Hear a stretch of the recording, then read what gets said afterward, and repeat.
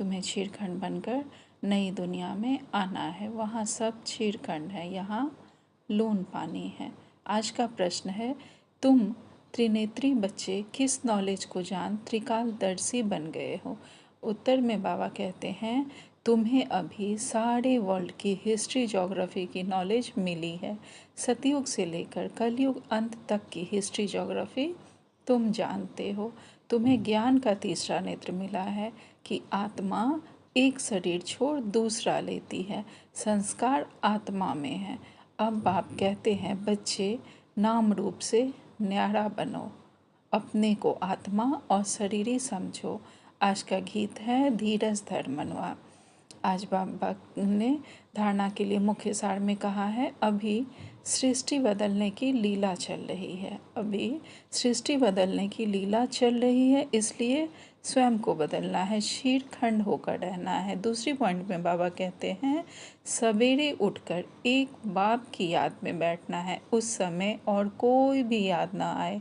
पुरानी दुनिया से बेहद का बैरागी बन 5 विकारों का संन्यास करना है। आज बाबा ने हमें वरदान दिया है, बेहद की स्थिति में स्थित रह, सेवा के लगाव से न्यारे और प्यारे विश्व सेवाधारी भव।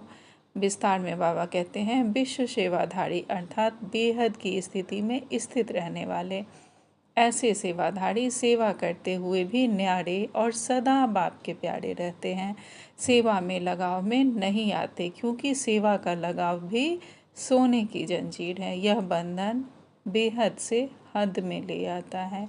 इसलिए देह की स्मृति से, ईश्वरीय संबंध से, सेवा के साधनों के लगाव से न्यारे और बाप के प्यारे बनो, तो विश्व सेवाधारी का वरदान प्राप्त हो जाएगा और सदा सफलता मिलती रहेगी। आज स्लोगन में बाबा ने कहा है, व्यर्थ संकल्पों को 1 सेकंड में स्टॉप करने की रिहर्सल करो तो शक्तिशाली बन जाएंगे। आज बाबा ने अव्यक्ति सारे में कहा है, आप सबकी पहली प्रवृत्ति है अपनी देह की प्रवृत्ति, फिर देह के संबंध की प्रवृत्ति। तो पहली प्रवृत्ति देह की, हर कर्मेंद्रिय को पवित्र बनाना है। जब तक देह की प्रवृत्ति को पवित्र नहीं बनाया है, तब तक देह के संबंध की प्रवृत्ति चाहे हद की हो चाहे बेहद की हो, उसको भी पवित्र नहीं बना सकेंगे। तो पहले अपने आप से पूछो कि अपने शरीर रूपी घर को, अर्थात संकल्पों को, बुद्धि को, नैनों को और मुख को रूहानी अर्थात पवित्र बनाया है।